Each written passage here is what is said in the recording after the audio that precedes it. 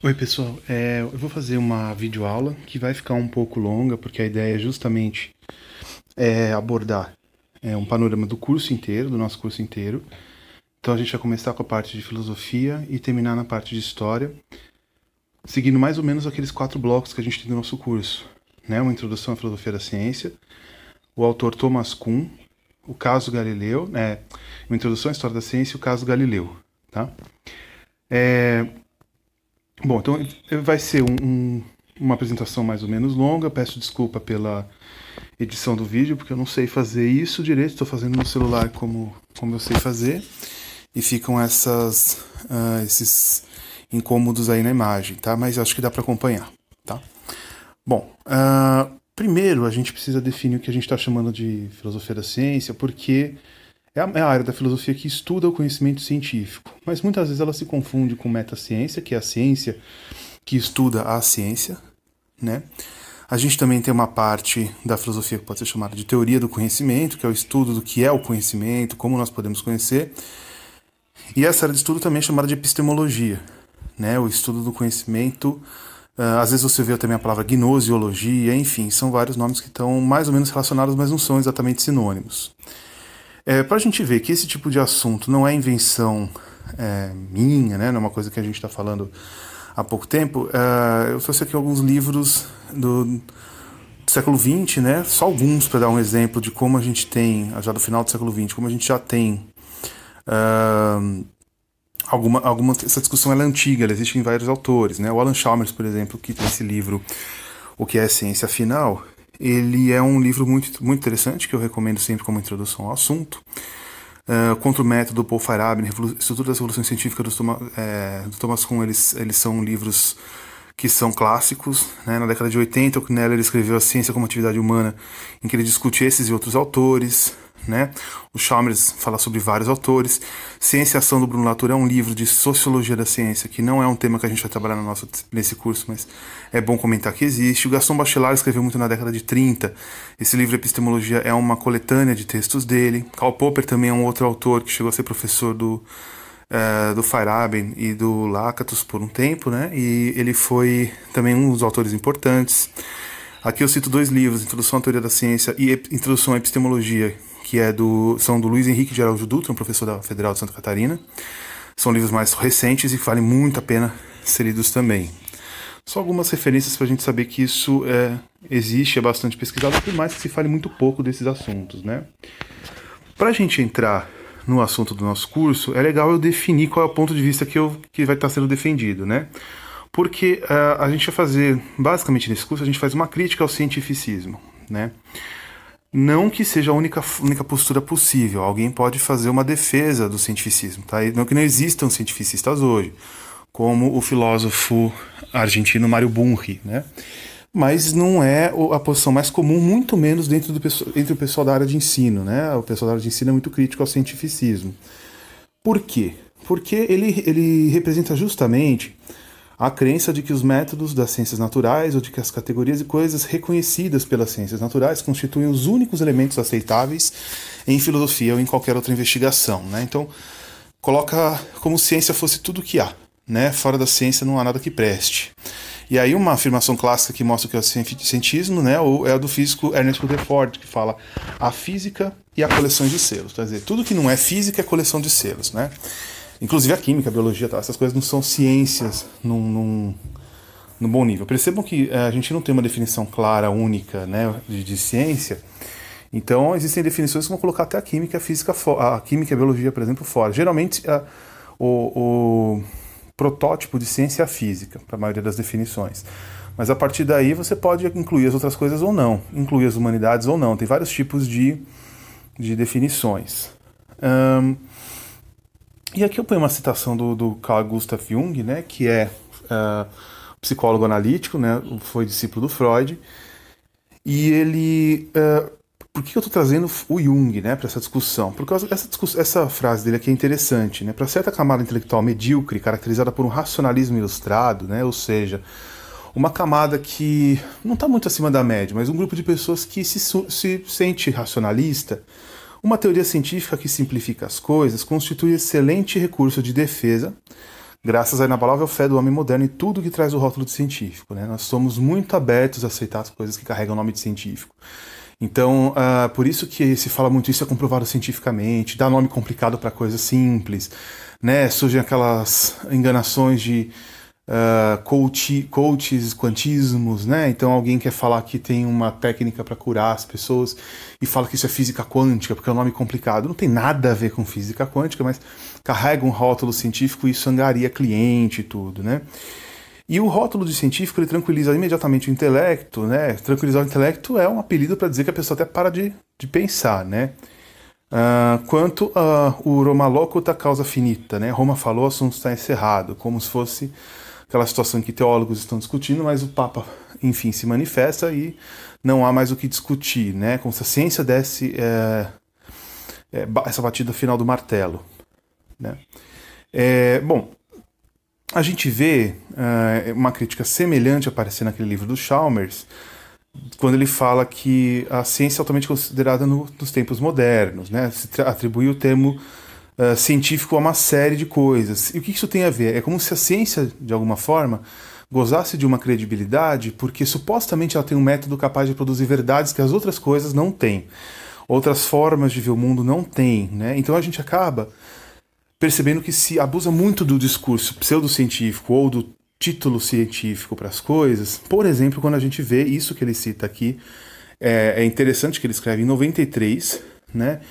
Mas a gente vê isso no Brasil, vem em vários países até hoje, no século XXI, que é o caso de você ligar a televisão e ver uma propaganda do tipo: use esse produto porque ele é recomendado pelos cientistas, ele é comprovado cientificamente, né? Então, isso significa que, de alguma forma, a ciência goza dessa autoridade, por mais que hoje em dia a gente também tenha visto, isso é uma coisa um pouco... porque a realidade é muito complexa, né? A gente vê, ao mesmo tempo, muita gente discordando da ciência, não aceitando o conhecimento científico, e, ao mesmo tempo, a ciência ainda tem uma autoridade para fazer vender produtos, né? Porque se não funcionasse isso como estratégia de marketing, os marqueteiros não estavam usando, né?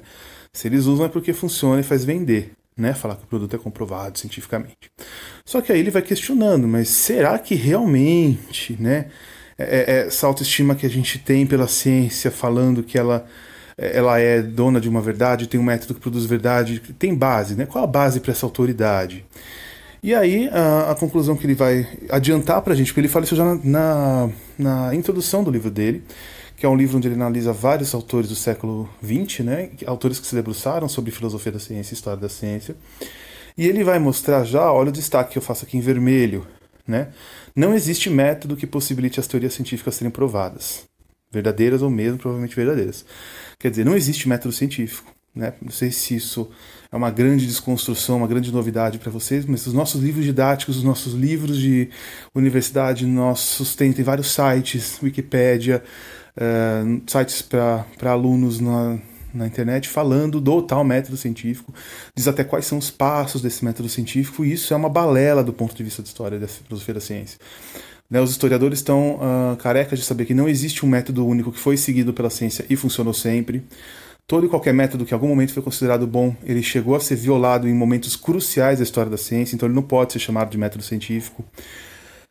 Filosoficamente, a gente vê um monte de defeitos na simples ideia de tentar criar a sugestão de que existe um método único científico.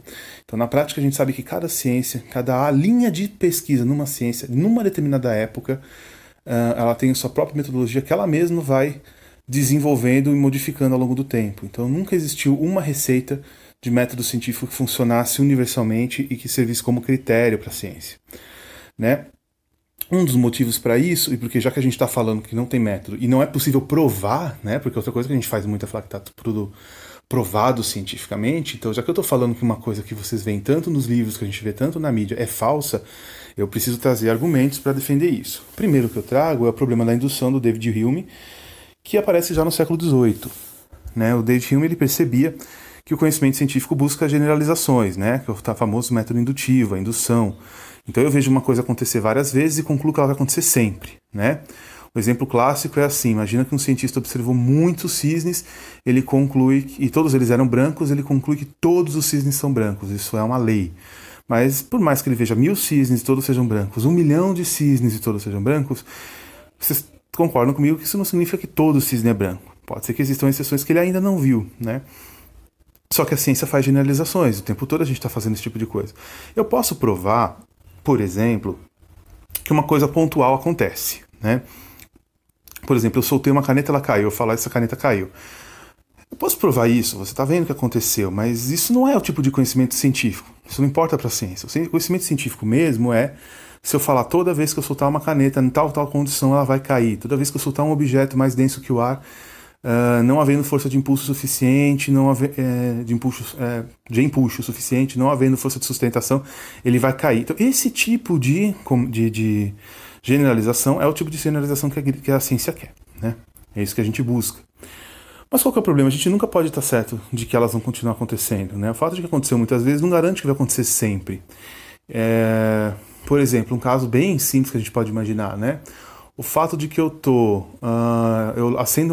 mexo no interruptor na minha sala, acende a lâmpada. No outro dia eu acendo o interruptor, movo o interruptor, acende a lâmpada. No outro eu movo o interruptor, acende a lâmpada. Então eu concluo que quanto mais vezes eu ligo o interruptor e acende a lâmpada, mais segurança eu tenho de que a lâmpada vai acender sempre. Mas na verdade é o contrário. Quanto mais eu acender essa lâmpada, maior a chance de que ela na próxima tentativa não vai acender, porque ela pode queimar, vai vencer a vida útil dela e tudo mais, né? Então, o fato de uma coisa acontecer repetidamente pode inclusive estar levando ao desgaste para que ela não aconteça novamente. Então, a gente não sabe que tipo de coisas são as leis da natureza. Por que o universo obedece leis? Por que ele é tão fácil? Fácil não exatamente, mas ele é possível de ser entendido até um certo ponto. Então, essa é uma discussão filosófica profundíssima, né, que o Hume tentou também levantar, né, de que existe algum tipo de regularidade do universo. A gente não sabe a causa dela, mas enfim. Percebam que a gente tem uma dificuldade na ciência que é a indução. O fato de que eu testei um experimento, alguma coisa, e deu certo não significa que acontece sempre. E é um erro clássico de aluno em aula de laboratório, né, escrever em relatório que ele testou a teoria, ele aplicou ela num único experimento, com meia dúzia de dados, e os dados estão de acordo com o que a teoria previa. Qual que é a conclusão que ele tem que tirar? Que os dados daquele experimento são compatíveis com a previsão teórica. Só. Mas eles gostam de dizer, provamos a teoria, comprovamos que a teoria funcionou, o que é um absurdo. Você provou que ela funcionou dentro do que você consegue ver, ela parece ter funcionado naquela meia dúzia de dados. Você não provou que ela funciona sempre. E nunca vai provar. Né? Percebe que a ciência nunca termina de formular essa certeza, de tal modo que o conhecimento científico é um conhecimento, portanto, provisório, nunca é definitivo. Além do problema da indução, que eu acabei de mencionar, tem outros problemas que fazem a gente chegar à conclusão de que comprovação em ciência empírica não existe. Mas deixa eu fazer um parênteses importante, que a gente está falando de comprovação em ciências empíricas.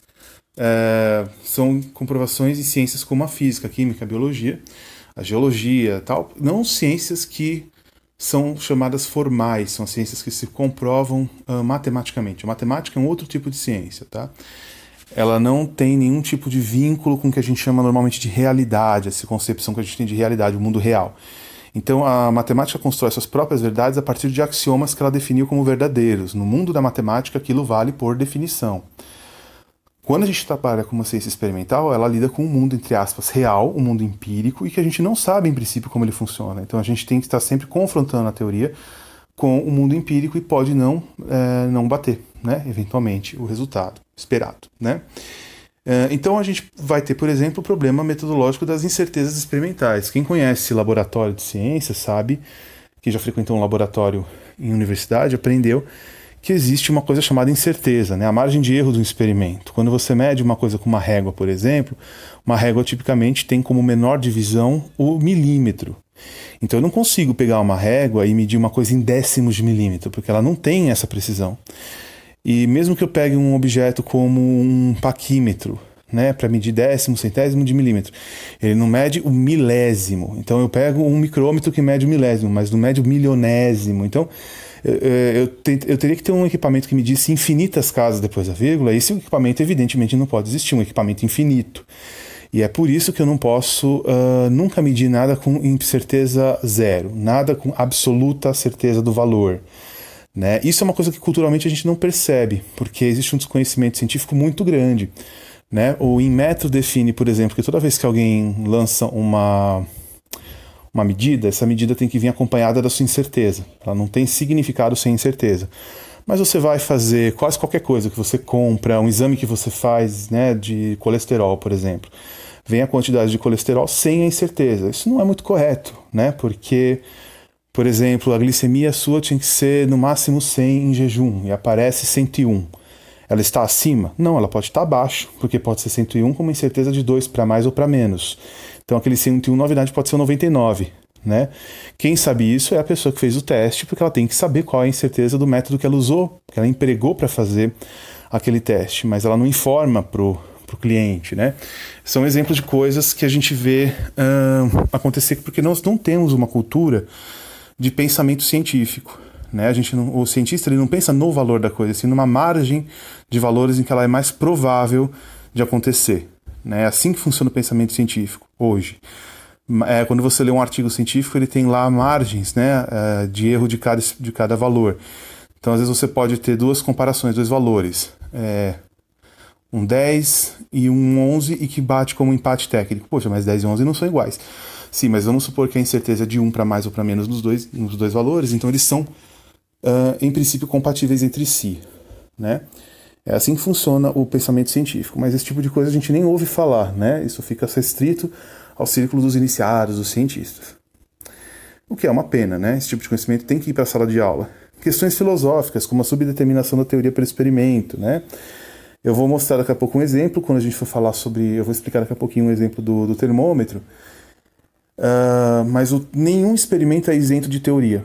Eu não posso fazer um experimento e interpretar o experimento sem que eu tenha teoria para interpretar o experimento. Logo, o experimento não é isento de teoria para poder julgar a teoria, né, com isenção.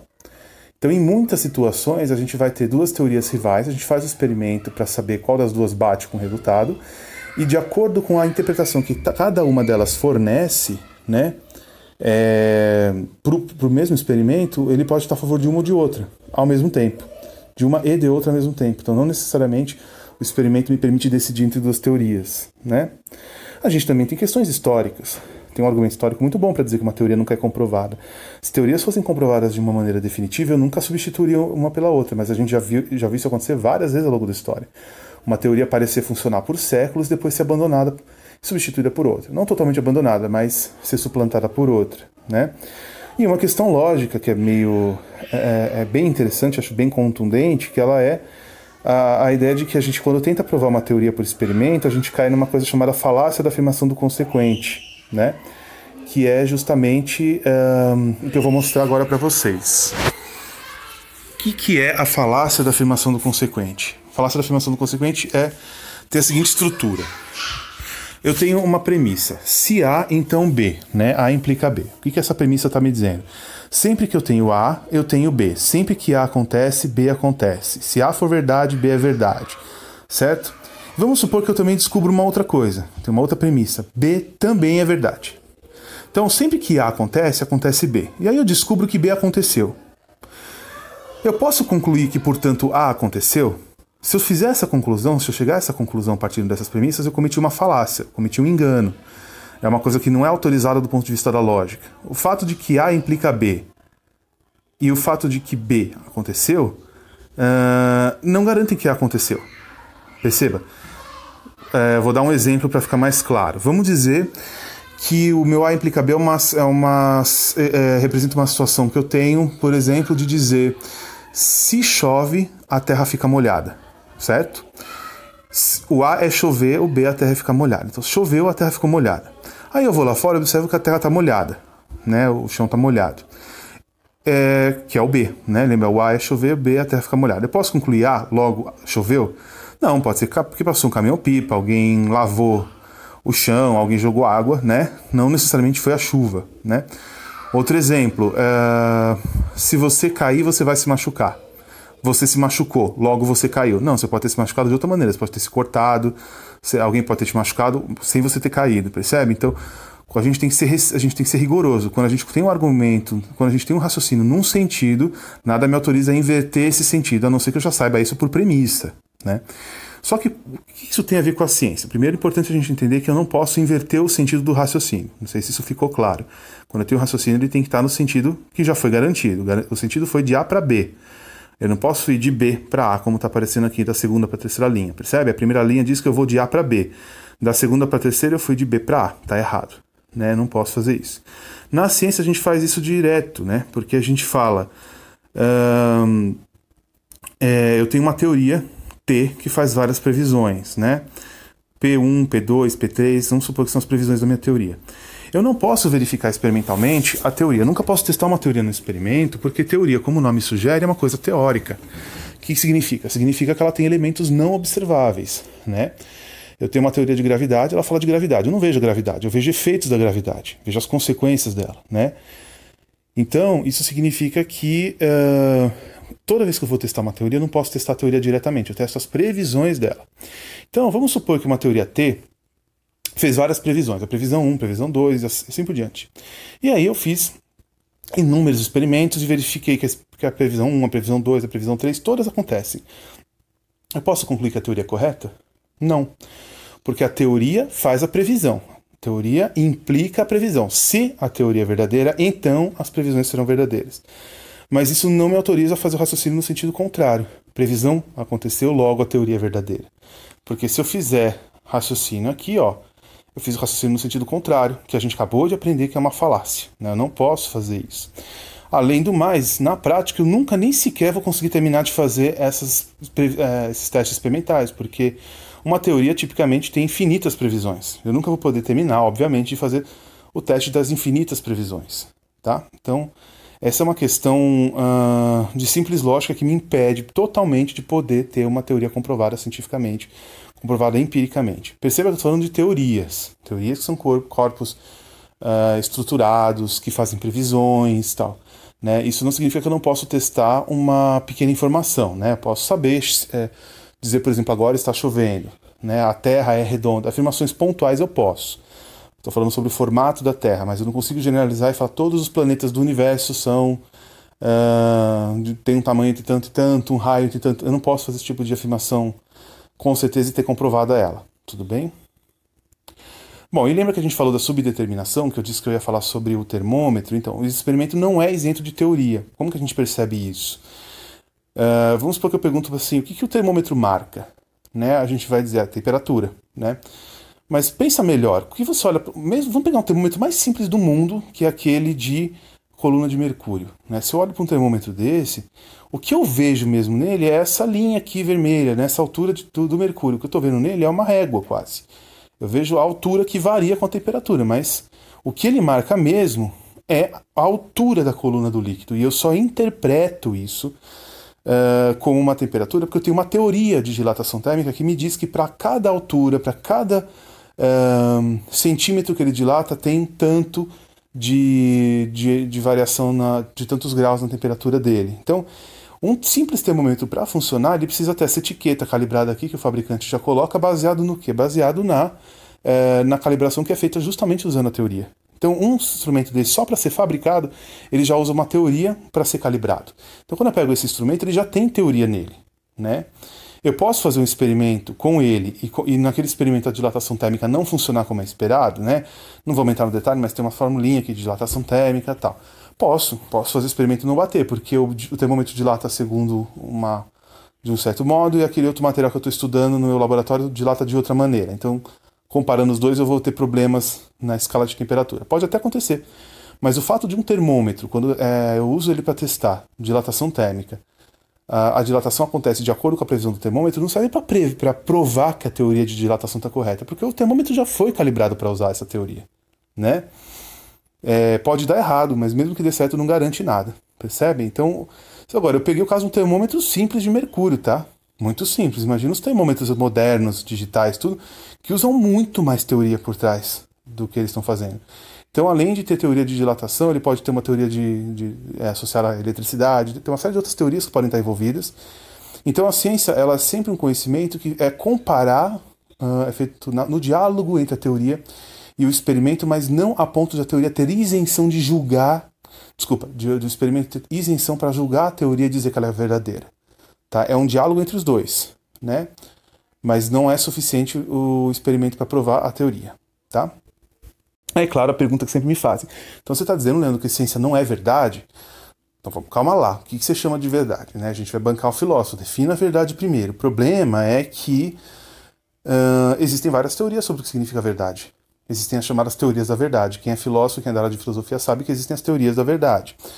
Aí até para dizer que eu não estou inventando isso, eu coloquei aqui o print do comecinho do artigo, né, do Cláudio Costa. Tem aqui o site, fácil de vocês acharem, que fala sobre isso, introduz essa ideia. Se alguém tiver curioso, esse texto não está lá na nossa bibliografia do nosso curso, mas é fácil de vocês acharem, está aqui o endereço, vocês vão lá e veem que existem teorias de verdade. Então os filósofos de hoje já não estão não existe um consenso entre eles sobre o que significa verdade. Para você me perguntar se a ciência é verdade, você primeiro tem que definir o que é verdade. Para começar, você vai ter que entender que o conceito de verdade variou ao longo da história. Estou colocando aqui um autor que fala isso, o Marcel Detienne, quando ele discute o livro Os Mestres da Verdade na Grécia Arcaica. Ele discute o conceito de verdade para o grego arcaico, antes do grego clássico, né? O grego século VIII, antes de Cristo, por aí, antes de Aristóteles e tal. Bem antes, séculos antes. Então, esses gregos, eles tinham uma noção de verdade muito diferente da que vai aparecer na Grécia clássica, que é muito diferente da noção de verdade que a gente tem hoje. A gente pergunta se uma coisa é verdade como se a palavra verdade tivesse um significado óbvio, todo mundo sabe o que significa. E não é. Esse significado é construído culturalmente, historicamente, né? E é terrível a gente descobrir isso, né? A gente não esperava isso, mas é um tipo de livro que mexe bastante com as nossas convicções e acho que vale muito a pena para quem quiser ler. Um outro livro também que eu gosto muito que fala sobre isso é Os Gregos Acreditavam em Seus Mitos, do Paul Veyne. Também um livro escrito por um historiador que faz a gente questionar muito, né, o que o grego entendia por verdade e por acreditar. Então a gente vai ter que discutir também o que significa a crença na verdade. E a noção de crença de um grego é completamente diferente da nossa, né? Então, do que tipo de crença, de que tipo de material era feita a crença do grego nos mitos dele, né, nos deuses deles e tal. Então isso é bem interessante, vale a pena. Esses livros não fazem parte da nossa bibliografia, vão além do que a gente está estudando, mas é bom saber que existe essa discussão histórica, tá? Bom, se verdade variou ao longo da história e até hoje a gente não tem sequer um consenso entre os filósofos sobre o que ela significa, vamos supor que mesmo assim você definiu verdade. Você chegou numa definição que te agrada. Você ainda vai ter que discutir se ela existe agora, né? Você definiu, verdade é isso. Agora vamos discutir se esse negócio que você definiu existe, né? Se eu defino um unicórnio como um cavalo que tem um chifre, que voa, não sei o quê. Eu defini, mas depois eu vou descobrir, será que essa coisa existe? Aí eu verifico que não, né? Então percebe que é uma coisa que a gente vai... que essa discussão ainda se desdobra. Então eu vou ter que discutir se eu sou realista, antirrealista, se eu sou antirrealista ontológico. Realista ontológico é aquele que acredita que existe uma verdade em si nos objetos, no mundo, independente do observador, independente da minha opinião, da minha construção social. Existe uma objetividade, uma verdade que está no mundo independente do ser humano, né? Isso é ontologia, é o estudo do ser em si, né? Epistemologia se refere à dimensão do ser enquanto eu o conheço, ou penso que sei sobre ele, né? Ontos, ser, episteme, conhecimento. E a terceira dimensão que é usada em filosofia para estudar as coisas é a axiologia, né? Que é o valor que a gente atribui àquela coisa. Então, tem um autor aqui que eu estou mencionando, né? O Caetano Ernesto Plastino, que é um professor da filosofia da USP, que é especialista nesse assunto de realismo e antirrealismo, né? Para quem quiser pesquisar, tem muito texto dele, para quem quiser se aprofundar nesse assunto. Também não faz parte da bibliografia do nosso curso, mas é bom saber que isso existe, né? Então eu discuto o que eu chamo de verdade, entendo que verdade é uma construção, é o conceito de verdade. O conceito de verdade é construído historicamente. Depois eu vou decidir se eu acredito que ela existe ou não. Aí, por fim, sabendo se é verdade, eu vou ter que descobrir se eu posso conhecê-la ou não. Então eu vou discutir primeiro se ela existe ontologicamente, depois se eu posso obtê-la no ponto de vista epistemologicamente, porque também eu posso acreditar que a verdade existe, mas que ela não pode ser alcançada, né? Ela existe, mas eu não posso descobrir qual é, né? Então é a discussão sobre o realismo epistemológico. E aí, por fim, depois de tudo isso, eu consigo finalmente dar sentido à pergunta: a ciência é verdadeira? Percebe que essa pergunta parece tão inocente? Não é, ela é muito profunda. Ela envolve significado diferente para cada pessoa que faz. Uma pessoa fazendo essa pergunta e outra pessoa fazendo essa pergunta podem não estar pensando na mesma coisa, porque existem concepções muito diferentes de verdade, tá? Por exemplo, eu sei que é um exemplo bem artificial, né? Mas você pode discutir se é verdade que a Capitu traiu o Bentinho, né? Mas é uma discussão que até existe, pode existir uma discussão de verdade nisso, mas você entende que é uma verdade que é condicionada à existência do ser naquele mundo literário, né? Eles não são personagens do mundo real, entre aspas. Eu posso discutir com alguém sobre o personagem do meu filme preferido, né? Eu posso discutir. Mas será que podia ter acontecido tal coisa naquele episódio, naquela cena, tal? Eu posso discutir uma coisa, eu discutir verdades matemáticas, né? 2 mais 2 2 mais 2 é 4. Outra é eu dizer, aqui há uma cadeira, né? É uma verdade concreta, outra está no nível abstrato. Então, a gente não consegue criar um conjunto de definições que funcionem bem para todos esses níveis, né? Então, por mais que pareça uma hora que você conseguiu fazer uma definição de verdade que foi suficientemente boa, ela pode ser apontada como falha para várias situações que a gente obviamente deveria conseguir aplicar e ela não se aplica, né? Então, percebe que não é uma frescura dos filósofos discutirem sobre verdade, tá? A gente não vai entrar nesse assunto, nessa epistemologia toda profunda, mas ela existe, ela é uma coisa legítima, uma discussão legítima que a gente finge no dia a dia que não existe, tá? Não, a gente não pode simplificar tanto assim as coisas. Bom, uma outra postura que eu posso ter é não me perguntar se a ciência é verdade. Eu não vou entrar, vou ser um antirrealista mesmo, não vou me questionar sobre verdade, porque eu acho que nem faz sentido. Eu posso ser um pragmático, por exemplo. Eu posso dizer que o que é importante na ciência é que ela funciona. Eu posso me preocupar muito mais com a dimensão axiológica dela, a importância, né? A ciência está aí para resolver problema, né? Desde que a ciência encontre uma cura para o vírus, desde que a ciência consiga tratar doentes, desde que a ciência consiga produzir uma tecnologia que facilita a minha vida, desde que a ciência consiga me dar segurança para não ficar tão à mercê de alguns elementos da natureza e tal, nisso a ciência cumpriu o seu papel e a sua verdade está em ser útil, percebe? Eu posso chegar ao ponto de ser um realista somente axiológico. A ciência é a verdade, mas é uma verdade da utilidade. Eu chego a dar tanta importância para a utilidade da ciência que a utilidade se torna sinônimo de verdade para mim. O que é ciência ser verdadeira? No fundo, ela funcionar. Tá? Existem pessoas que definem assim também. Existem os pragmáticos, existem vários grupos de pessoas, existem vários tipos de antirrealistas, como o Thomas Kuhn, que é um autor que a gente vai se debruçar um pouco sobre ele. O Thomas Kuhn ele é, em geral, classificado como um antirrealista porque ele interpreta que a ciência não está em busca de uma verdade, ela está em busca de estabelecer uma forma de descrever o mundo, de resolver problemas no mundo com aquele mundo que a gente conhece naquela época. E aí a teoria dele é muito semelhante à teoria do Darwin nesse sentido. Ele mesmo se compara com Darwin. Para quem conhece bem a teoria do Darwin da evolução, sabe que a palavra evolução dá uma enganada, né, no significado. Porque alguém pode falar assim, nós somos seres humanos, somos mamíferos, nós somos mais evoluídos que os peixes. Mas não é isso que Darwin ensina, né? De fato, os peixes estão na Terra há mais tempo que a gente, os peixes são anteriores a nós. Nós temos ancestrais peixes, né, pelo conhecimento que a gente tem biológico hoje. Isso não significa que nós somos mais evoluídos que peixe. Prova disso é que a gente não vive embaixo d'água, né? Significa que cada um está adaptado ao seu meio. Em algum momento, os seres moravam no mar. Depois, alguns seres vão passar a viver na terra firme, conquistam a terra firme e se adaptam à terra firme, né? Então, isso não significa que um ser é superior ao outro, só é mais adaptado à necessidade que ele tem naquele momento, tá? E às vezes uma espécie deixa de ser bem adaptada ao seu meio e desaparece, é extinta.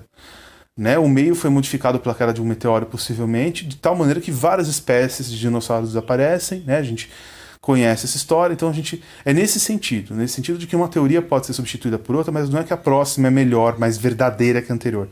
A próxima é só mais adaptada ao contexto. Então a gente pode pegar, por exemplo, a física de Aristóteles, que funcionou muito bem na Grécia Antiga, depois é recapitulada pelos árabes, depois pelos europeus, já no final da Idade Média, e era considerada excelente para descrever os fenômenos que eles conheciam, né?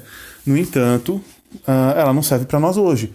A gente precisa da física, no mínimo, uma física de Newton, se não uma física de Einstein, para lidar com fenômenos que acontecem quando a gente usa, por exemplo, uma bomba de vácuo, quando a gente manda uma nave para o espaço, e a física de Aristóteles já não funciona. Mas para o contexto da Idade Média, para o contexto da Idade Antiga, em que ninguém pensava em ir para a Lua, pensava em mandar uma máquina para o espaço, a física de Aristóteles era suficiente, percebe?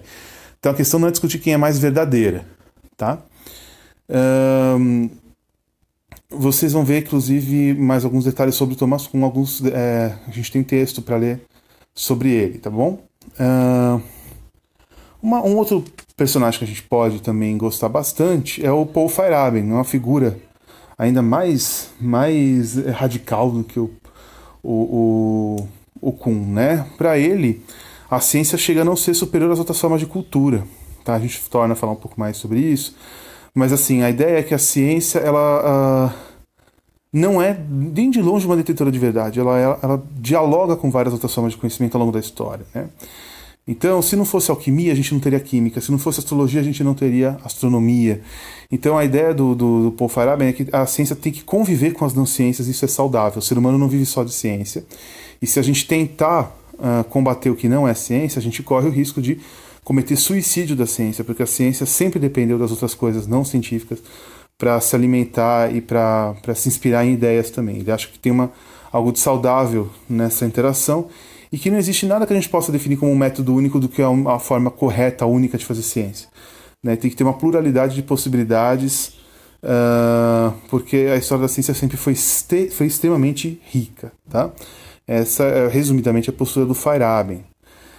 Ele foi ousado, né? O Thomas Kuhn também foi, mas eles são só alguns dos primeiros a defender algumas ideias que hoje, embora não totalmente aceitas, mas ainda não sei, mas já são melhores vistas do que na época que eles propõem, né? Década de 60 por Kuhn, década de 70 por Feyerabend, né? Por exemplo, eles percebem que na história da ciência a gente não consegue entender com racionalidade todas as decisões de os cientistas abandonarem uma teoria e aceitar outra. Quando eles têm várias teorias para debater, de repente uma delas é aceita ao longo da história, a gente não tem sempre clareza de como ela foi aceita. E uma das coisas que os dois propõem é que existe também uma componente de marketing, um componente marqueteiro, que a teoria que fez melhor propaganda acabou vencendo. Então a gente tem situações na história que não está claro por que os cientistas passaram a acreditar naquela teoria, ela é a que é aceita hoje, e muitas vezes pode ser por propaganda também. Isso é terrível, o pessoal não gosta, claro, que falem esse tipo de coisa, mas hoje a gente tem algum respaldo na história de que parece que pelo menos alguns episódios da história da ciência sugerem isso, né? A ciência não é, portanto, tão racional quanto a gente pensava, não é pura racionalidade. É também marketing, é também cultura de uma época, né? Conhecimento científico não é cumulativo, né? Porque quando a gente troca uma teoria por outra, a gente muda a nossa forma de pensar. A gente não acumula uma nova forma de pensar, a gente muda radicalmente a nossa forma de ver aquele objeto, né? Não há um método científico único, a gente já comentou, e a gente vai ser obrigado a rever um pouco aqueles supostos mártires da ciência, né? A história da ciência vai ter que ser revista, não é aquele mártir do tipo Copérnico, Galileu, que foram pessoas perseguidas por falar essas ideias, né? A gente passa a rever a própria história da ciência, né? Então vamos começar falando do Galileu. Galileu é um cara que a gente coloca muito como um mártir da ciência, né? Eu já tive aluno que jurava de pé junto que tinha aprendido que Galileu foi queimado na fogueira da Inquisição. Não é verdade. Ele morreu em prisão domiciliar, né? Sim, acusado de Inquisição. Só que aí é que as coisas começam a ficar estranhas, porque a gente tem muitos dados hoje, né, a partir da década de 70 principalmente, para olhar para a história do Galileu, olhando inclusive as documentações dos julgamentos dele, e chegar à conclusão de que tem coisa muito estranha que não encaixa direito. A ideia de que ele foi simplesmente perseguido por falar que a Terra girava não cai tão bem hoje, não responde tão bem as coisas. Aparentemente tem mais por baixo dessa história. Então a história dele parece ser muito mais complexa do que a gente imaginava antes, né? Depois eu vou tocar melhor nesse assunto. Outro personagem mal entendido é o Kepler, né? O Kepler ele já causou algumas discussões entre historiadores na ciência, mas o Kepler é uma figura interessante, porque ele era um astrólogo e um astrônomo e um matemático, né? Ele era astrólogo de fazer horóscopo, né? Quando ele propõe, ele lê um livro sobre magnetismo, né, do Gilbert, e ele fica bastante assim fascinado com a ideia de um ímã atrair o outro à distância, e ele começa a pensar na possibilidade de existir forças assim, do tipo o Sol atrai os planetas, a Lua atrai a Terra por um tipo de magnetismo, que a gente vai usar depois uma palavra grega que já existia, chamada gravidade, para isso, né? Mas ele chama de magnetismo, ele não faz a distinção, mas tudo bem. Ele fala que esse magnetismo explicaria por que a gente tinha maré, né? Então a Lua, se ela passa próximo de uma massa de água, e levanta o mar, né? E levanta o oceano, e a gente tem a maré. O Kepler ele propõe isso. Quando o Galileu vê isso no livro do Kepler, ele manda uma carta reclamando para o Kepler que é absurdo. Uma bobagem dessa só podia vir na cabeça de um astrólogo. né? Galileu fica muito revoltado porque para ele isso é astrologia, falar que a Lua puxa a água. E a astrologia não era mal vista naquela época. O Galileu era um dos radicais que não gostavam, né? Mas ele fala que é uma ideia absurda. Para ele, tá no mesmo patamar falar que a Lua pode afetar sua sorte no amor, no jogo, e a Lua pode afetar a maré, a distância. Para ele, tá no mesmo patamar.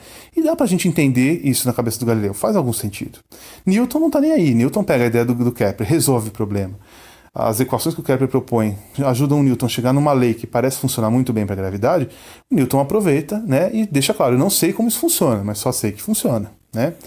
Não sei explicar a gravidade, só sei que eu descrevo como ela funciona, de onde ela vem, por que ela existe, eu não sei, né? Newton não se importa com isso, mas Galileu se importa. O fato é que, se Galileu tem razão, e isso é questionado até hoje, talvez ele tenha mesmo, no sentido de dizer que não teria ocorrido a Kepler essa teoria de gravidade, com o magnetismo, entre aspas, né, a distância, não teria acontecido, não teria ocorrido à mente de Kepler se ele não fosse astrólogo. Imagina se isso for verdade, que se Kepler tiver razão, que se Galileu tiver razão, que Kepler só pensou nisso por ser um astrólogo. Então a gente deve a teoria mais importante da astronomia, que é a gravidade. A gente não faz astronomia hoje sem gravidade. A gente deve à astrologia. Então a gente precisa ter um mínimo de... não estou falando que a gente vai aceitar a pseudociência no lugar da ciência, não é isso. Mas a gente tem que entender que, historicamente, concepções não científicas tiveram, sim, a sua contribuição, a sua colaboração respeitável, e que a gente deve reconhecer isso, né? E manter esse tipo de coisa existindo. A gente não tem que se tornar opressor contra o pensamento que é não científico, né? Claro que a ciência, ela tem uma postura, uma posição para tomada de decisões muito melhor do que as pseudociências. Mas o diálogo contra as formas de pensamento que não são necessariamente pseudocientíficas, mas simplesmente não são científicas, como o pensamento religioso, o pensamento, sei lá, artístico, por que não? A literatura, que é mais livre do que as regras de metodologia científica, né? Um escritor não precisa se apegar a regras de uma metodologia científica para escrever, né? Então, essas coisas também são importantes. Todas as formas de cultura são importantes, né? Então, dá para entender um pouco essa postura do Paul Feyerabend, tá? Não sei se isso fica claro, mas eu acho bem defensável a ideia dele, né?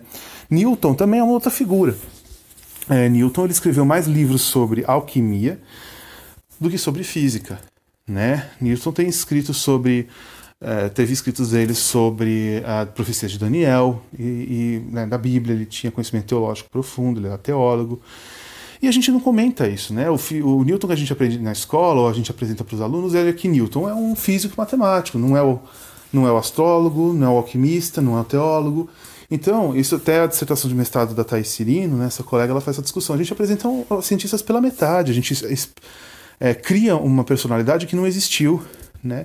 Um cara genial que descobriu gravidade só porque uma maçã caiu na cabeça dele, o que é um absurdo.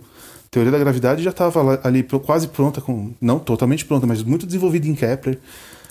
Newton desenvolveu ela por anos, não foi por causa de uma maçã só, né? E a gente passa ideias muito errôneas para os alunos de que existe uma pessoa genial que descobre a gravidade com uma maçã. E aquele nosso aluno não aprende, não consegue entender gravidade. Mesmo que você fique meses explicando para ele, ele se sente muito mal, porque como que o Newton com 19 anos entendeu uma simples maçã na cabeça dele em um segundo e eu não entendo com meses? É mentira, Newton não aprendeu em um segundo. A humanidade levou milhares de anos para chegar à teoria da gravitação. Os gregos já discutiam queda dos objetos em 2400 a.C., né? Então são 2000 anos de história praticamente nisso, né? Só do que a gente sabe, né?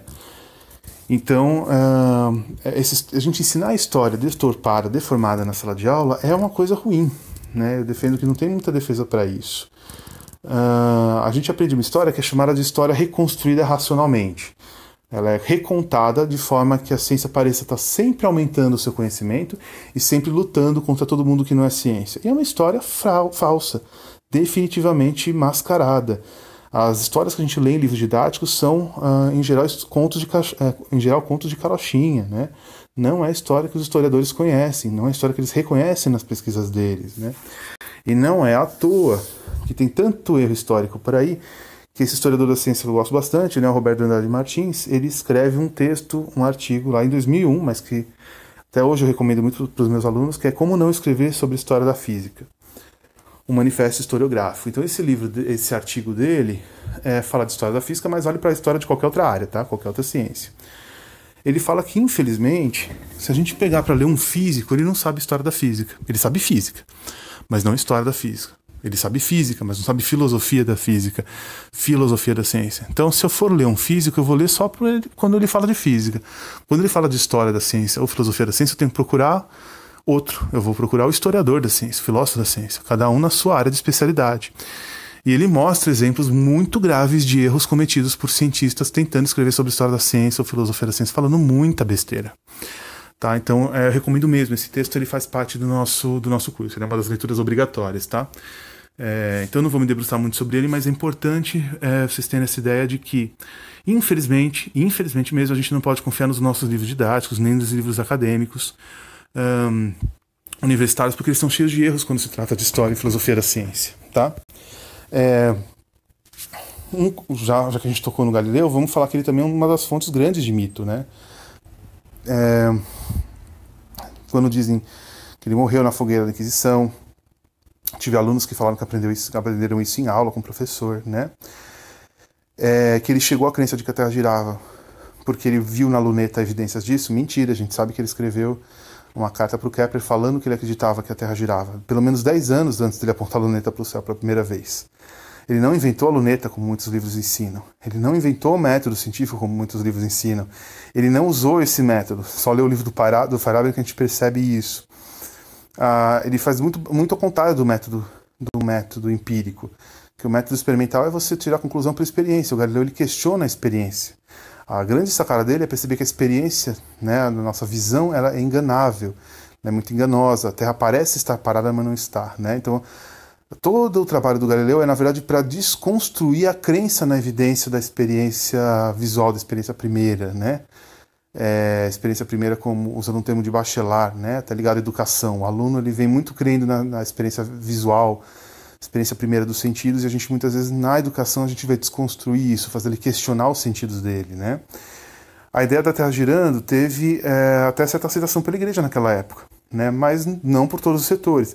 Mas também é importante a gente saber que o livro do Galileu estava muito mal feito, né? O livro do Galileu, em muitos aspectos, ele argumentava muito mal para a defesa dessa ideia. Já vou voltar um pouco a esse ponto, né? O julgamento de Galileu foi devido a coisas que a gente não sabe exatamente quais foram, tem várias conjecturas, mas é bem provável que é muito mais complexo do que dizer Galileu foi condenado por heresia porque disse que a Terra girava.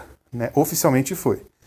Tá? Mas tudo no entorno, inclusive a pena, que não foi pena típica de heresia, papelada faltando, papel falsificado no meio dos documentos dele, e que ele aparentemente tinha aceito, e tudo isso indica que tinha algo por trás, algo muito estranho por trás dos julgamentos de Galileu, tá? Então acho que vale a pena vocês lerem. Eu coloco para vocês 2 textos, né? Que estão aqui só mencionando por alto 2 textos que vão aparecer na bibliografia para gente, sobre hipóteses do que aconteceu com Galileu, um deles, né? O outro aponta hipóteses do porquê que ele foi julgado, né? E o outro aponta a ideia de que a gente desconstrói alguns mitos que são típicos nos livros sobre Galileu, e faz uma discussão do Roberto Martins sobre como a gente pode parar de transmitir ideias erradas na sala de aula, né, de história da ciência. Discute o ensino de história da ciência. Só para eu não deixar vocês assim, né, sem nenhum comentário do que pode ter acontecido com Galileu, as hipóteses são as seguintes, né? Por que é importante olhar na história dele? Galileu tinha um amigo nobre que vai se tornar Papa Urbano. Né? Então ele já tinha amizade desde antes do Urbano ser Papa, né? De inclusive usar o nome Urbano. Quando o Papa assume o papado, né? Assume o pontificado, o Galileu estava interessado em escrever um livro para defender a ideia de que a Terra girava, e ele precisava da autorização da igreja para publicar o livro. Ele pede essa autorização para o amigo, o Papa autoriza. Aparentemente isso parece não ter seguido os trâmites normais, ele parece autorizar isso até de uma maneira mais fácil, provavelmente porque eram amigos, e até na confiança. E aí o Galileu ele escreve um livro bizarro, porque o Papa ele pede o seguinte: então defenda os prós e os contras do modelo de Terra parada, do modelo de Terra girando, e seja neutro, e deixa o leitor decidir. O que não parece nada absurdo, né? Só que o Galileu, em vez de escrever um livro científico, um tratado científico sobre o assunto, e como que é escrito um tratado científico? Uma dissertação, né, bem argumentada e com um formato geralmente escrito em latim, né, porque era para ser lida pelos cientistas. Galileu escreve um diálogo entre 3 personagens em italiano, totalmente fora do padrão. Um diálogo parece ser para ser lido como uma novela, né, pelas pessoas. Tudo bem que tinha uma argumentação científica. Ele não é nada neutro, né? Existem 3 personagens. O Salviati, o Salvador, que é o crente de que a Terra gira, o que acredita que a Terra gira. O Simplício, que é o sujeito simplício, como diz o nome, mais medíocre, mais bobo. Ele acredita que a Terra está parada. E o Sagredo, que está ali no meio do muro para ser convencido pelos outros 2. E ele não coloca direitos prós e os contras, né? Ele deixa várias das vantagens do modelo da Terra parada, ele deixa de lado e ignora vários defeitos do modelo de Terra girando, né? Dando péssimas respostas ou não dando resposta, e mesmo assim o Simplício não consegue sair dos argumentos do Salviati. Então é um livro nada neutro. Quando ele termina o livro, aparentemente o Papa teria pedido para ele, isso que a gente tira da documentação que é mencionada que a gente tem acesso hoje, né, dos julgamentos, e o Papa pede, bom, então coloca um pós-fácil, né, tirando uma conclusão final do livro, dizendo que você não está defendendo nenhum dos lados, quer dizer, que é impossível tirar uma conclusão. Enfim, faz um pós-fácil neutro, né, dizendo que não é possível saber qual dos 2 está certo, alguma coisa assim. E o Galileu, ele não faz esse pós-fácil, ele pega essa frase, mas ele coloca na boca do Simplício, do personagem mais bobão do livro. Então você imagina que você é um papa, você é um amigo, tem o seu amigo, você se torna uma autoridade, você autoriza ele, usando a sua influência a publicar um livro, ele te ridiculariza no livro, a gente não sabe por que o Galileu fez isso, mas ele aparentemente faz, possivelmente de propósito, você vai ficar bravo, é normal, você vai ficar irritado. E mesmo assim, tudo que acontece com o Galileu é um julgamento que leva ele, no fundo, para uma prisão domiciliar na velhice, né? Então ele não é queimado, não é torturado, mas é uma situação que ele recebe alguma punição, mas uma punição leve, digamos assim, né? O que os historiadores levantam de possibilidade, né? Uma que eu gosto muito aqui do Altin é que Galileu forçou a barra de alguma maneira, e o que pode ter acontecido o Papa já estava enfrentando perda de poder em vários lugares, porque a reforma tinha começado no século anterior e ela estava estourando em vários países, a reforma protestante. O Papa não podia deixar barato um amigo dele ridicularizá-lo, ele precisava mostrar que ele tinha pulso firme, que não permitiria aquilo. Então ele comete aquilo que o Altin chama de expulsão do favorito. É mostrar que ele não está para brincadeira e não aceita que abusem dele.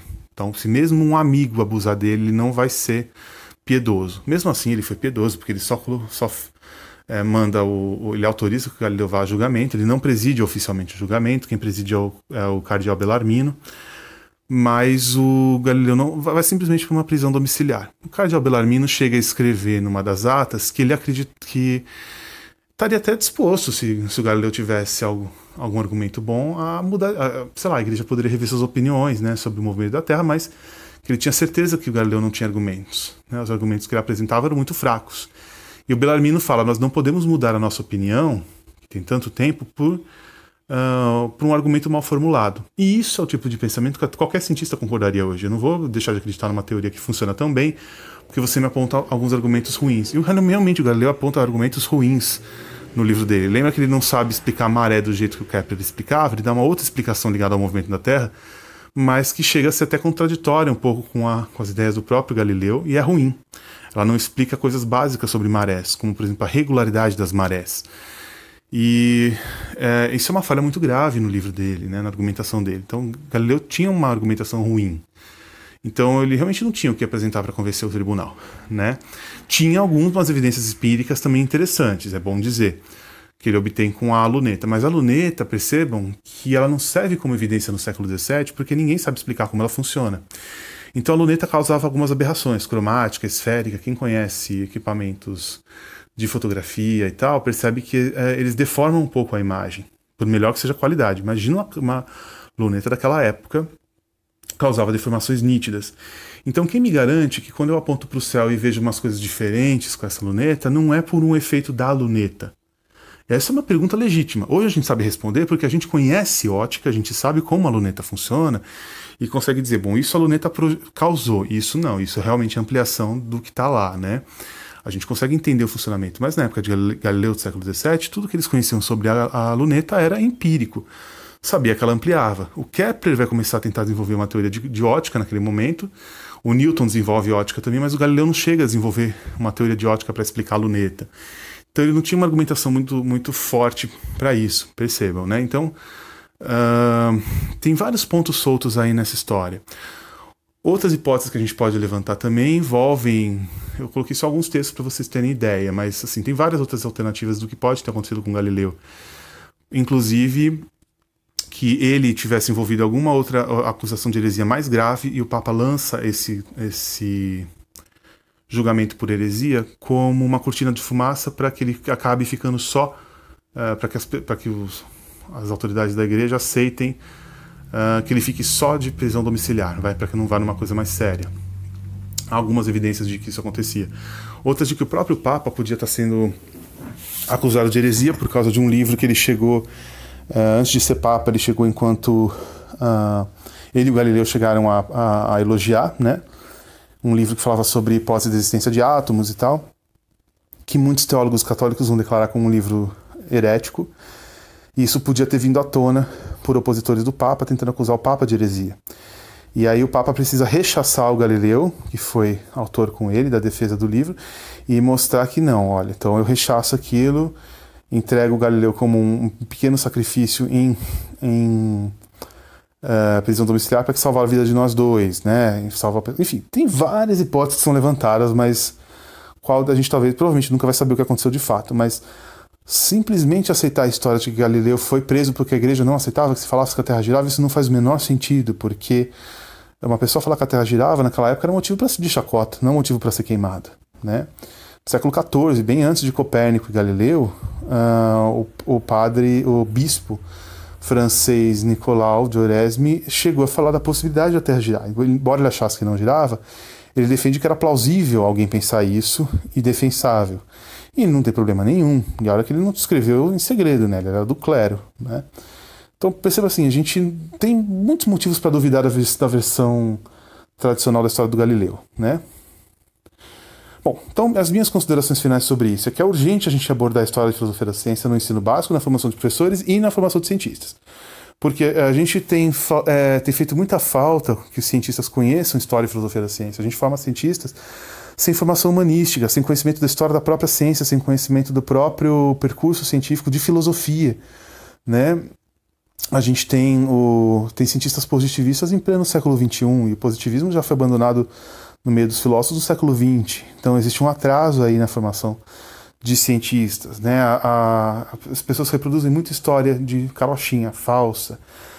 A gente às vezes quer tratar a ciência como um dogma, isso também não é cabido, né? A ideia é que a ciência é um espaço para duvidar, para questionar, né?